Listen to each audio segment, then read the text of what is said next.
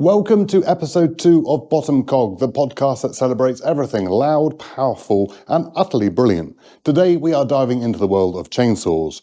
Yes, the chainsaw, mankind's greatest gift to wood and possibly the most dangerous tool ever placed in untrained hands. Today we'll be looking back through the 10 best chainsaws we believe have ever been made. And of course, we'll share some downright hilarious stories of dealing with chainsaw owners over the years. It's loud, it's messy, and it's going to be glorious. Let's get to it. Right, so chainsaws, Josh. Go. Chainsaws. So much to talk about, eh? It is. But for people who haven't been in with us before, being this is only our second podcast, what do you know about chainsaws? Why are we people? We should talk about chainsaws without going into too much. Who are we to say? Well, obviously everyone knows we used to have a dealership. Does everyone know that? Do they? Well, hopefully. No, I don't know. Well, if you haven't, watch the first podcast because we delved back into it. We did go right into the depth of our history of where we've come from. But we were, a machinery dealer of many brands: Husqvarna, Stihl, Echo, many others as well. Big to small machinery. Yeah. So obviously we sold a lot of chainsaws. I was a trained mechanic as such. He was a train mechanic, he's not trained anymore. So you lose it. You lose it, eh? Yeah. So, so we worked on a lot of chainsaws in our time. We've also used a lot of chainsaws in our time. Yeah. Doesn't come across in every single video that we know how to use a No. chainsaw. And obviously people in the comments love to say that we don't have these chainsaws. Not saying we're tree professionals. There's chainsaw users and there's chainsaw users. There is indeed. Okay. There is indeed. And we've had, I've done a lot of hedging and tree work and bits and pieces over time, loads of logging, and hopefully that's enough to bring you our 10 favourite chainsaws from, should we go from small to big or big to small? Let's do small to big. Small to big? Yeah. Yeah, all right. Doesn't sound as catchy, but let's go small to big. Yeah, I know. That's Builds up to the crescendo. Is that what does. is it? Could bring out the vocabulary. Yes. Yeah. So, right, let's start with your favourite smallest chainsaw. What do we say, sort of 25cc-ish? Yeah, something like that. Something, nice and lightweight. Is there anything under 25cc? Probably something Chinesium that's under 25cc. Probably. Or States it is. Probably buy it from Temu or Wish or Alibaba or it's probably like, it is 20cc, but you write 50 on the side of it. Yeah, it's a bit like when you buy a brush cutter and it's like, I got a 50cc engine, it's like that big, the shaft's like that small. Yeah, exactly. So, 25cc chainsaw, I'm actually a proud owner of one of these saws. Okay, I know what you're going to go for then. Yeah, so these people don't. It's an Echo CS 2511 WES. I actually didn't buy it. You didn't buy it? It was a hand-me-down. Oh. So grandfather had it, and he bought it because it was really easy to start. Little small engine, as we said, but it's quite streamlined, isn't it? And it's got a bit of a longer handle. It'd be the lightest chainsaw on the market. Yeah, surely. It's It's a backhandle saw, but you can use it one-handed. Not that you're supposed to, obviously, but it is that light. But it's got plenty of power. Or oodles. Yeah, and I've got an Oregon 1/4-inch dime tip bar fitted to it with a 1/4-inch carving chain. Now, so I changed the sprocket over on it. So I've got a 1/4-inch chain on it. And that's all I use it for now. Not that I use it at all at the moment, but just for carving. Yeah, because he carved a beautiful bear. I did. Might have even got a picture here on the screen of Josh's beautiful bear that he carved. That means I got to go home and take a picture. And that was the first carving he ever done. And it's probably the last carving he's ever done. Yeah, so I bought a carbon bar and chain, but I've only used it once. Yeah. But no, cracking little saw. Love it. And obviously Echo, Japanese. Most of the stuff's made in Japan, I believe, isn't it? Yeah, we sold a bit of Echo, didn't we? When we had the dealership, we didn't sell oodles of it. No, we kind of done 2 spates at it, didn't we? We did it early on when it was distributed by a company in the UK. Yes. Then they kind of lost the distribution and it kind of dwindled for a bit, didn't it? Well, we just didn't seem to get any traction, did we?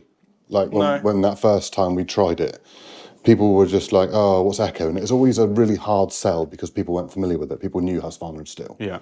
they didn't really know the Echo brand.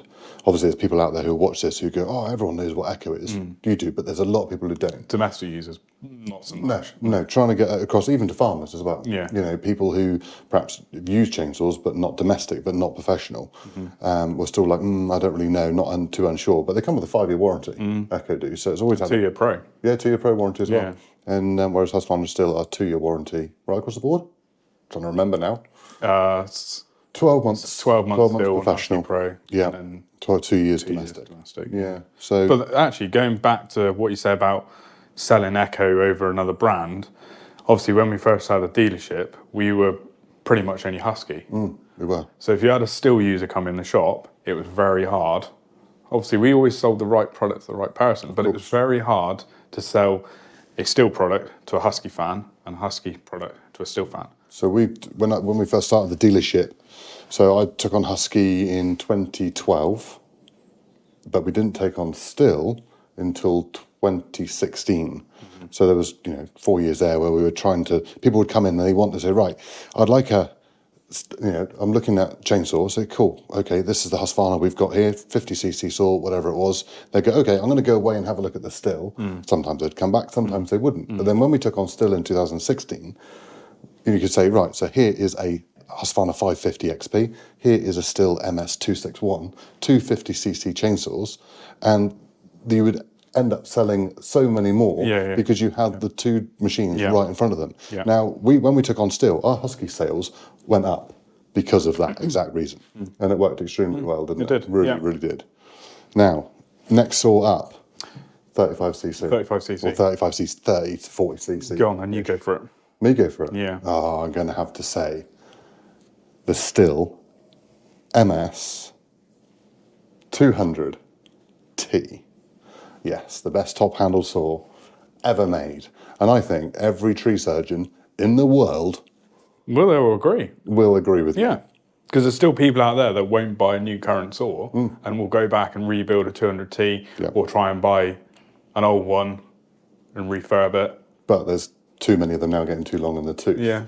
Now, the good news about that is when Stihl discontinued the 200, they went and brought out the 201, but they had some really bad, well, they had a lot of issues to start with when they first brought out the 201, but they've rectified them, and now the 201 is a blooming good saw. There's no getting away from that. No. It is a very, very nice saw. But the 200, I'd say, still goes at the top of everybody's list for the best top handle saw ever made. Yeah. But do you know the only reason I wouldn't have chosen a top handle in my top 10 is working on them? Yeah. Have any top handle chainsaw, I cannot tell, there's none there that I can say, or you can just whip a carb off, you can do that. It's all wires or plugs or whatever. I mean, obviously 200T is not M-tronic anyway, but on the 201 it's M-tronic. But, there's so many pipes going everywhere, your exhaust is underneath to get to your exhaust to take it off. It's a lot more, because it's all condensed and in a block more than a long saw, isn't it? You know what I mean? So, everything's all very snug and compact, isn't it? Yeah, you need 3 hands and smaller fingers to be able to do it, to be able to work on it. Okay, so do you have anything in that class that you like? I do.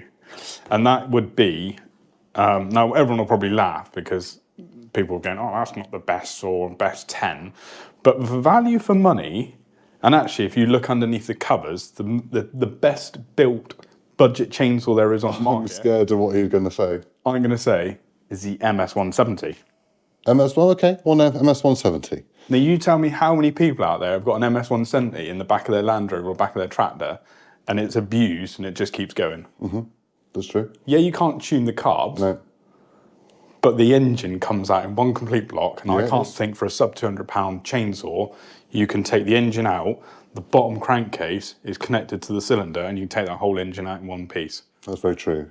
Everything else is plastic. Yeah. Now, when I first started being a dealer, 12 years ago, whatever it was now, one of the things I used to do was buy scrap chainsaws, or take scrap chainsaws in from people. Sometimes I didn't buy them, some were just given to me.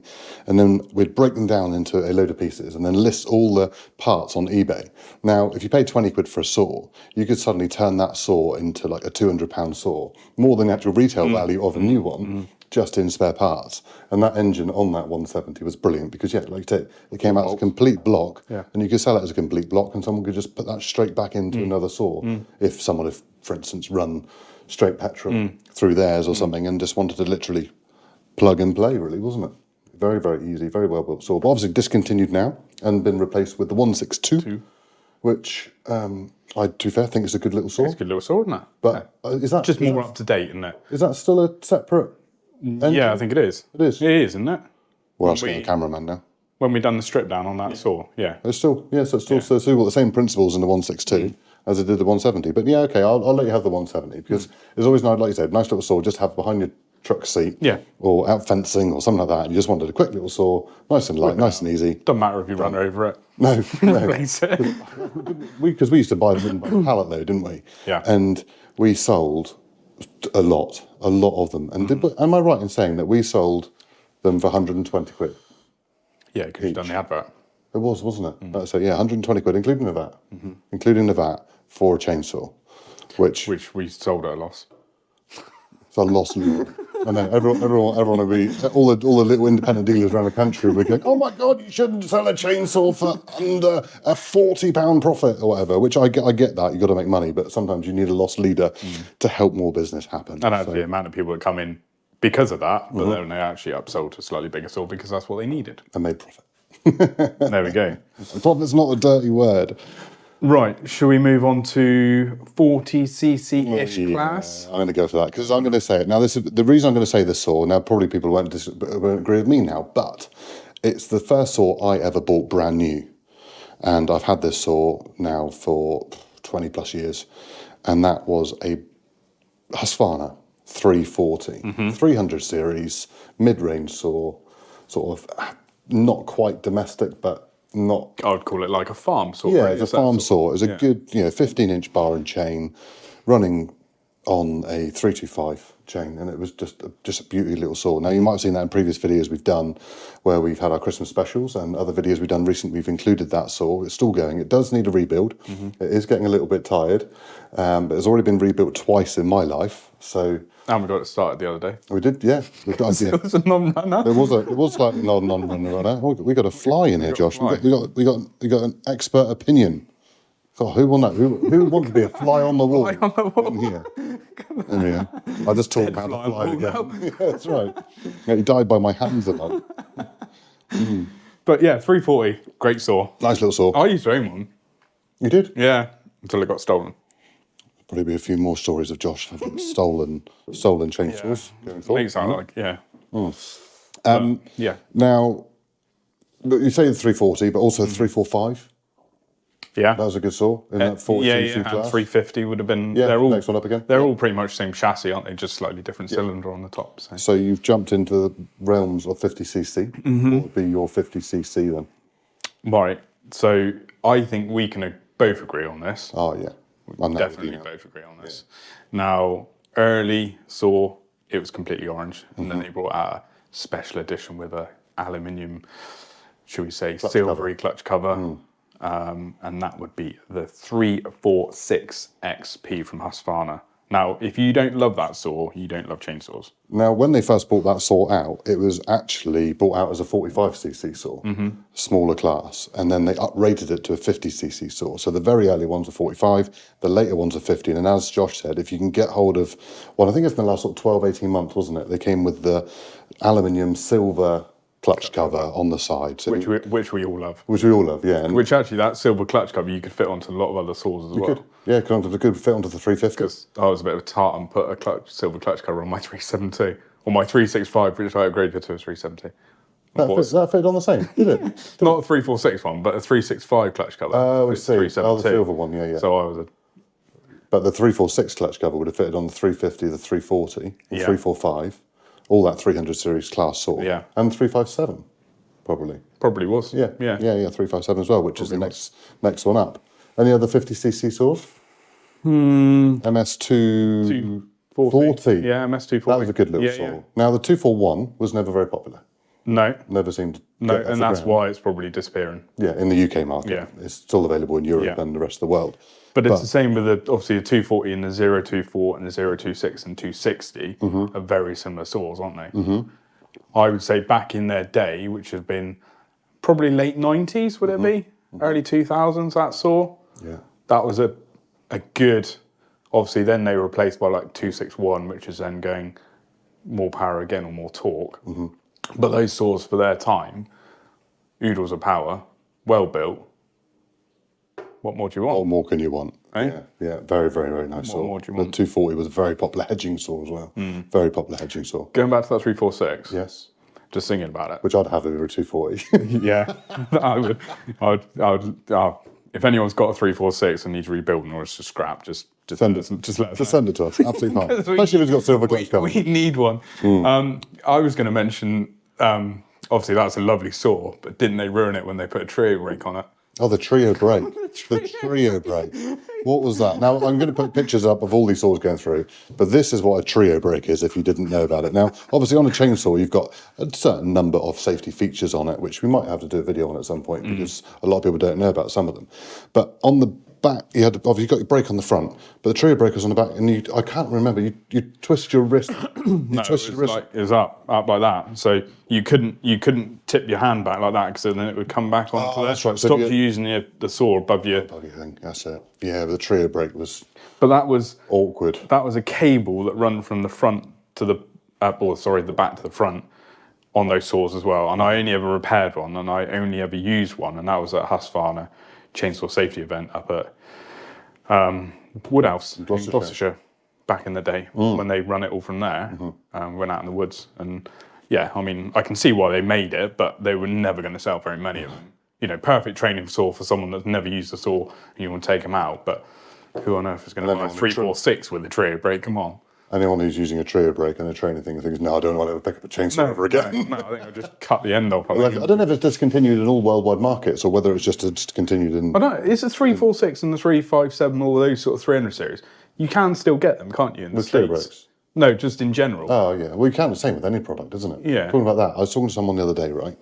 And in the Class factory in Germany for combines, right over here, we've now got to spend like £350,000 to buy a combine. Whereas the Class are still making the old Dominators. Right. But people over here farmers can't justify necessarily a £350,000 combine, but they could justify a £120,000 combine. But they won't import them into the UK market. It just, I don't get it. But the same, went to the stihl factory. When was that? 2017, I was at the stihl factory. And they're still, I think it was an 066. They were still making 066s for like the Russian and South American markets because obviously the health and safety isn't so, rich high, there. I suppose vibration levels, all that sort of stuff. Yeah, whereas over here, you've got to have the new stuff all the time, but then the Western world, I guess, always thrives on new products all the time, doesn't it? And I suppose these designers have got to keep themselves employed. Well, So unless they keep bringing in new legislation, new regulation, and new designs, they're going to be out of work. soon we'll be cutting a bit of wood with a bit of jelly, won't we? That's right. AI, go and cut that tree for me. Right, shall we move on to 70cc-ish? Now, 70cc. I'm not quite a 70, I don't think. I got one before 70. Thereabouts, circa 70, 65 to 70? A little bit less, maybe, for the 60? new one. MS 400.1. The brand new stihl saw that we've done a lot of videos on lately. I am in love with that saw. Now, that is the only brand new saw that I have in my head today. Because it is just beautiful. It is just everything you want from a stihl. Now, historically, between stihl and Husqvarna, I would always say that you pick up a Husqvarna and you press the throttle and it revs like mad. As soon as you press the throttle, it's almost revving before you pressed it. Whereas a stihl, there's always a little bit of a delay. You press the throttle, but it'd stay going for all day, no problems at all. So I always say to customers when they used to come in, if say, which should I go for, Husqvarna or stihl? I was like, well, if you want a saw that's going to make you smile, buy a Husqvarna. If you want a saw that's going to last a lifetime, buy a stihl. And I think that's still very true. I think it is, yeah. Still very true for today. Yeah. But with the 400, probably and the MS500i, if you go a little bit bigger, those saws certainly make you smile. They really do. You've got that instant power. Yeah. And I think that is where stihl have gone a lot more in a lot of their tools. And they are saying with that new 400.1, it is it is very much like an injected system. Obviously, it's not an injected system, but people are saying already that the power, the performance, the pickup is like having an injected saw. Yeah, it is. It is. They've done some marvellous things with that saw. And there seems to be a little bit of negativity around the world. I think there actually is. from But the actually, States. seeing some of the videos in the comments, people are looking Starting to to that. get, saw, okay, yeah. we're coming round to Yeah. it. So, yeah, So no, it is definitely. interesting, I think our videos have definitely changed the minds of people out there. What, we've got 3 or 4 out there now? 3. 3 soon to be 4. Four videos, including the vlog that I've done on our other channel, Find It, Fix It, Farm It. So, yeah. Right, next one up, Joshy, what's yours?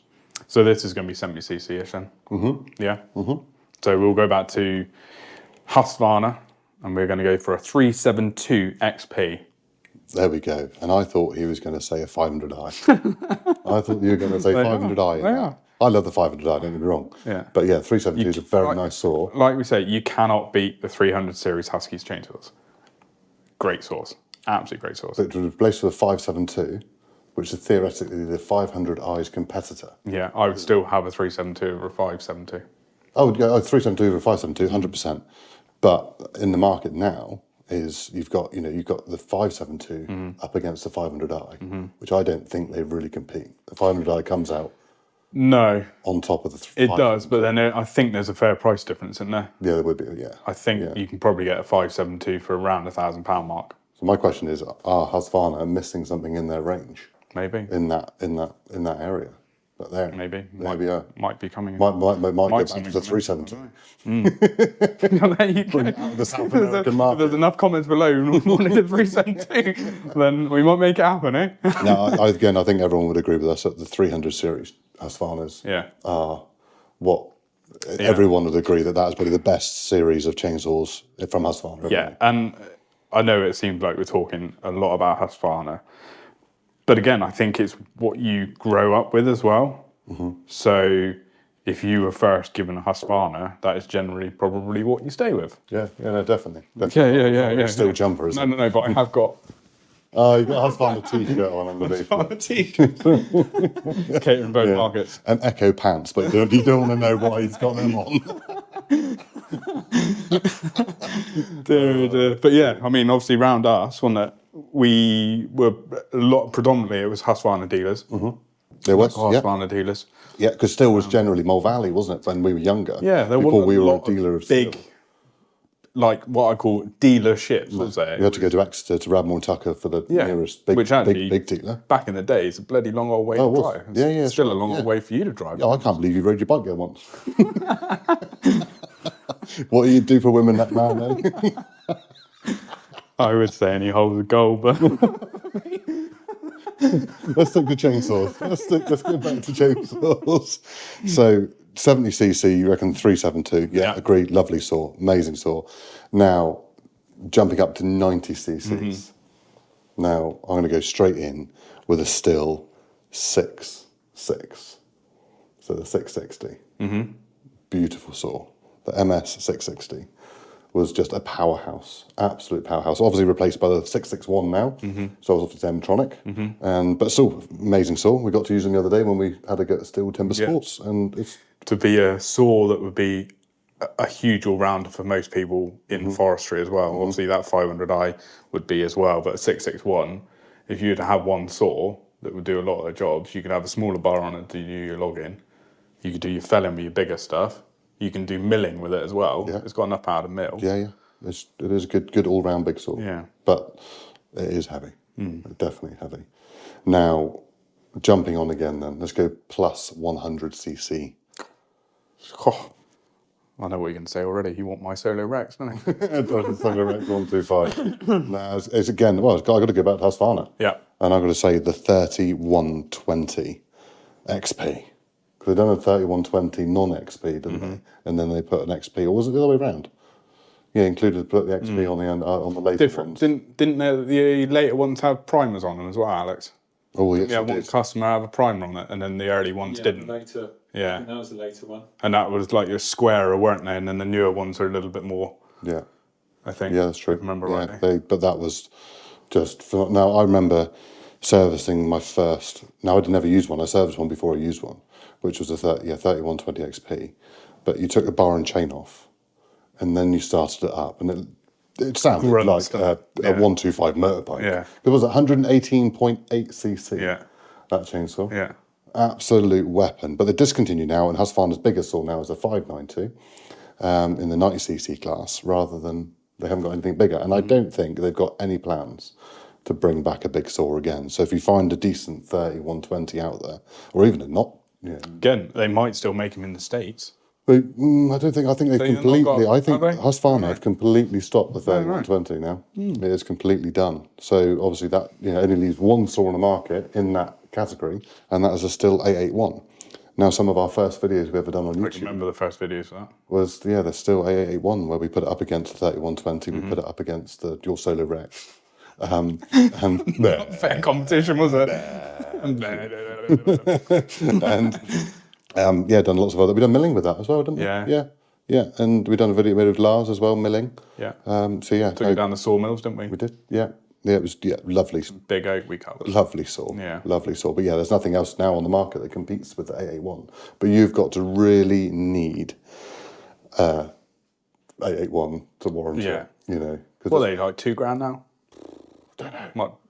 No idea. I can't even remember. The last one we sold was probably about 1,800 quid, I expect, wasn't it? Yeah. Heavily discounted, obviously.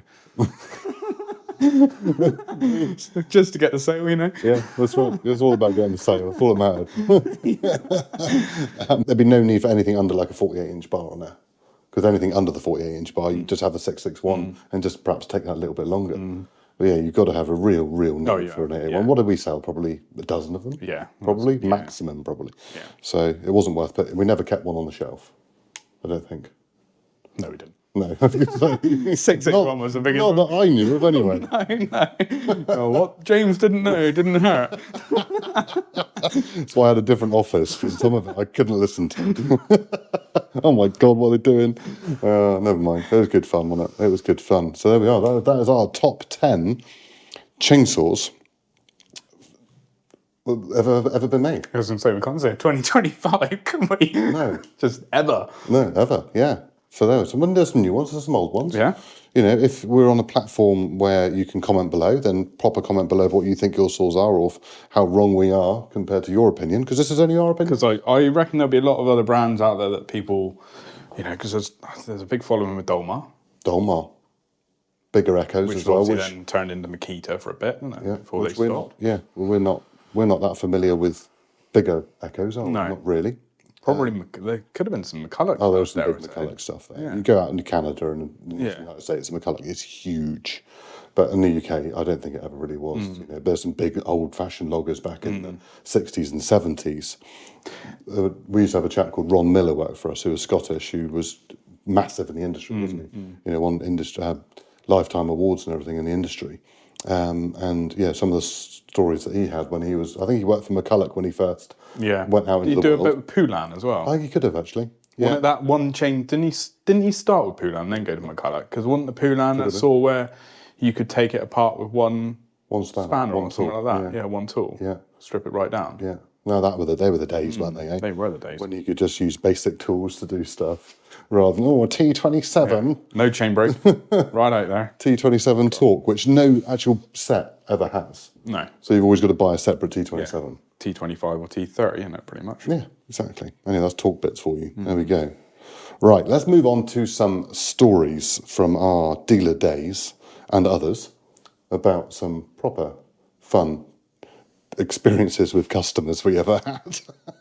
So then, Josh, one of your favourite stories about customers with chainsaws. But we've seen some sites. We have. And there will be a lot of dealerships out there that will relate to this, I reckon. I think every dealership out there will relate to this. Yeah. Yeah. So my first one would be your typical person that buys a chainsaw, doesn't know what they're doing, goes and buys a 16-inch chain because they think it's a 16-inch chain that's fitted onto a chainsaw. So they go into their local DIY store, pick up a chain, put it on, it just about fits, but don't go round. And they come in and they complain that they've gone in somewhere else, bought a chain, and it should work. Like it's our problem. It's not our problem, we didn't sell it. But what they've done is they put the chain on backwards, and they've also put the wrong chain on. You say about backwards, I've been into DIY store, mentioning names, B&Q. And I know they don't display chainsaws anymore, but they used to. and there was a chain on backwards on the saw on display, put together by someone who had obviously no idea what they're doing, trying to sell chainsaws. And I've always had this thing where I think chainsaws should only be sold by professional dealers who've actually got accreditation or whatever. Yeah. You know, they shouldn't be sold in big box stores. You shouldn't be able to buy them online. You shouldn't be able to buy them from places like Mole Valley, where you go in and you can just pick it off the shelf, go to the counter and buy it and go away. Now, don't get me wrong. There's plenty of people out there who are completely capable of being able to go in and buy it or buy it online and be completely safe. But we have seen some sites which are just scary for what people do. Everyone's seen videos online of domestic people trying to fell trees and everything like that. But I think they should be sold by the dealer, because every time someone came in to our dealership to buy a chainsaw, it always, especially if they're novices, obviously you'd be able to tell what their experience really was from the questions you ask. But if they were novices, I'd go right into the depths of making sure, one, they had the right PPE before they went away, or that I was satisfied that I had drummed it into them enough that they should be buying it.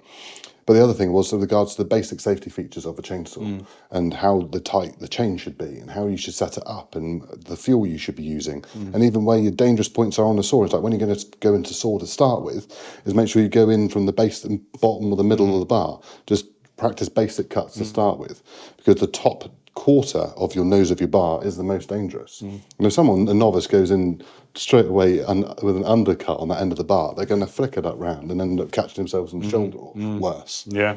But yeah, it was some sights we'd seen and stories that customers have told us. What's your next one? My next one, I would. Sounds like I'm going to pick on the old boys now, but you always get the old boys come in. They've always done it a set way. Mix their 2-stroke oil with their fuel. 50 to 1, boy, is it? I mix 25 to 1. I was like, no. Why am I going Devonshire now? Oils are so much better these days. Oils are so much better these days that you don't need to mix them 25 to 1 unless you have got a real cheap, nasty product. Well, due to emissions, they don't really. No. You can't buy a saw that's 25 to 1. So 50 to 1. Don't tip a little bit in extra. You'll do more damage to your chainsaw. A little bit for luck, especially on a mineral oil. Yeah. You know, it'll carbon up even more. But yeah, fully synthetic. I would always go fully synthetic if you can. 100%. Obviously, we always used to sell it with any XP saw that we were selling or any Pro saw, because they're that harder revving. You want the longevity from it. And the manufacturer suggests you sell it with a fully synthetic oil. And actually, people still don't know what mineral oil and fully synthetic and semi-synthetic mean. They haven't got a clue what the difference is. Well, minerals just basically raw out the ground pretty much with a little bit of refinement. Just dug out with a shovel. Yeah, pretty much. You're just putting dinosaurs into your chainsaw. Semi-synthetic, think of it as a half man-made, half mineral oil. And fully synthetic is basically taking out all the impurities. So if you've got molecule, this is always a good thing, is if you've got molecules, you're fully synthetic, all the molecules are the same size. So everything's nice and smooth rubbing, you get less heat, less carbon deposits, that's why it lasts longer. So yes, fully synthetic oil is more expensive. You know, if you bought a XP oil litre bottle and say it's 20 quid, and it's 10 quid for a mineral oil, I would always spend an extra tenner. I mean, a litre bottle for a domestic use is going to last you bloody years. That's right. And I got to say, a lot of people buy the shots of 50 ml, don't they? Or 100 ml shots. Now, I was never a big fan of them, and we never really pushed them, did we? No. The ones I've always liked, it's the squeezy bottles of oil, where you squeeze the bottle and it goes up the side on the straw and fills up the cap above. I think it's the cleanest, easiest way to deal with 2-stroke oil, without a doubt. Even if you decant it from a bigger can into one of those. Safest, easiest, best way to measure. Don't 5 litres, jobs are good. Don't deal with jugs and measuring pots and all of that rubbish. Just buy one of those pots you squeeze and fills up. It makes it just an easier process. Or if you're a domestic user, buy Aspen. Buy Aspen. Yeah, that's true. That is true, 100%. Didn't even cross my worried mind, that didn't. You know, if you think about it, you buy 5 litres, you might only do 2 hours worth of cutting. You got that other 4 litres of fuel or 3 litres of fuel sat there in a can. You might not pick it up for another 6 months, 12 months. That fuel's going to go stale. Whereas with Aspen, you know it's going to be there and it's going to work. And it's got no ethanol in it. It's easier, it's healthier. And I know people always say about the price difference, but you know, if you work it out, if you have to bring it into a dealership and they have to do a carburetor clean, you got an hour's labour plus maybe a carb kit. They might chuck a fuel filter on there. Could be 60, 70 quid before you start. Well, you got 10 litres of Aspen for that. Yeah. it works out cheaper in the long run, definitely. Now, I got a story, and you'll know this story. I'd probably only been a dealer for 3 years when this happened for the first time. It wouldn't be the last. I'm sure most other dealers out there, or anyone to do with chainsaws, has seen this. So the customer brought in a chainsaw for a service. Now, just generally brought it in, said, "Oh, can you service my chainsaw?" No problem at all. Is there any running issues? No. Now, that's another story again with regards to was there any running issues? But this time, anyway, we serviced the saw, done what we had to do with it, put it back on the shelf, put the job sheet under the counter ready to be picked up. Customer came in, picked up the saw, paid his bill, went away, perfect. And then we were up there having lunch one day, and I think it was probably the day after, wasn't it, I think?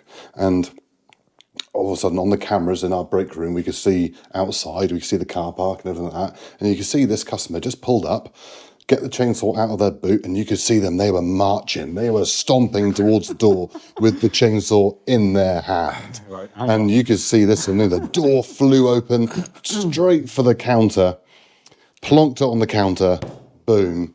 James was like, I served him, so Josh, you can go. I went out to the counter, and there's a customer I knew very well, very, very well. You knew them personally. And they were like, "You just serviced this saw, and you have done I won't go into the swear words, but, bloody awful job, blah, blah, blah, blah. It starts absolutely fine, no problem at all. But as soon as you go to rev it, it just goes, roar, roar, and it won't go round. No chains going round at all." And I just leant over, had the chain brake, and unclicked the chain brake.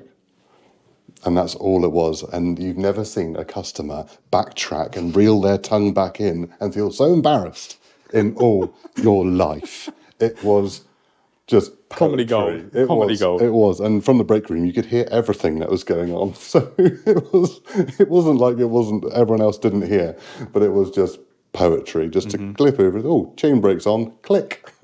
But how many times has that happened? I know. How many times? Yeah. This is the simplest of things, isn't it? Mm-hmm. Absolutely simplest of things. It is. Yeah, but going back to the servicing here, people bring in chainsaws and go, "Oh, it just needs a service, just doing the annual service. Anything wrong with it?" "Oh, no, it's running fine, just want the service."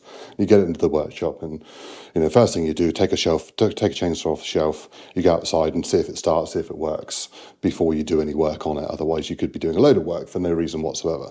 And the first port of call would be to take the exhaust off, to have a look into the cylinder and piston to see if there's any scoring on the cylinder and piston before you've done anything else. And yeah, the amount of saws that came in for a service, and they were a bit long in the tooth, should we say? scored on the cylinder and piston, and yeah, they'd either run neat fuel on them or worse. So yeah.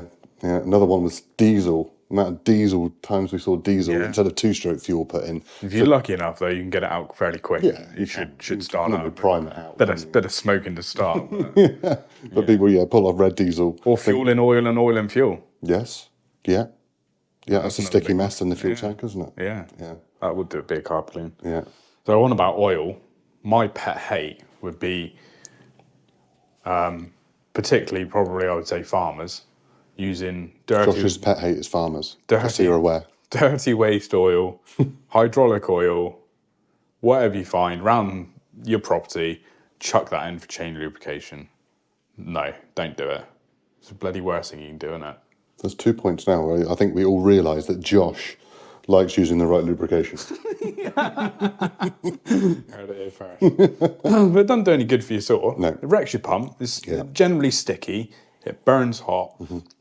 And generally see if someone's been using inadequate oil before they even, when they show you the saw. The chain's, very tacky, very tarry. The sap's sticking to it. They lose their edge quite quickly on there, so your nice point is now like a hook. Yeah. You know straight away, don't you? Yeah, definitely. Definitely. Now, or my saw's not oiling, or what oil have you used in it? Oh, we use this bloody Marmite stuff that I found. Marmite. Brilliant. Love it or hate it. Now I remember going, years ago hedging, and we ran out of chain oil one day. Obviously, we picked up the wrong can or not enough, and we just tipped petrol into the oil side, because that will still work as a lubricant to a degree, which works fine just for temporary, but also it does actually flush out your oil system really, really well. Now, the one thing that I would suggest is a chap who was working for me at the time decided to walk over to the bonfire and because the sticks had stuck up and the fire was burning out underneath the fire. Now he thought he'd go over and just cut those sticks down through the fire so they all fell down into the fire, which is the right thing to do. But don't do it when you've got when you've got petrol in your oil tank. Yeah, that's a bit of a mess. bit of a melty sore. That was a melty sore. Luckily, it wasn't one that was in our top 10 list. So it's There you go. There you go. Another one would be high compression chainsaws. So going back to your sort of starting, again, someone comes in with, I can't get it started. You service it, it's running absolutely beautifully. And they go, can you just show me how to start outside? And you take it outside and you show them how to start it. And then they go to start it. And because they can't pull it over because of the compression. Yeah, you get some old boy come in who's like, still. I remember actually this is someone a customer who was 90 still using a chainsaw, but it wasn't him. But another one who came in was a chap coming. I think it was with an old 028, old still MS 028, and it was just too much compression. He'd put his foot on it and try and pull it, and it'd pull out from under his foot and everything. I was like, look, you just need something easier starting. I think he went away with a battery saw. Well, I think this is before they were, any good. And we were, I want to say he went away with like a MS 211, but with the CBE. Yeah, CBE with the, what did you call it? Easy Start? No, the Comfort Start. Or Ergo Start. Ergo Start. Ergo Start? Yeah, it was Ergo Start. Yeah. Alex? Ergo Start, cool. So we've got an expert behind the camera helping us out here, if you haven't realised. We're a team. We're a team effort.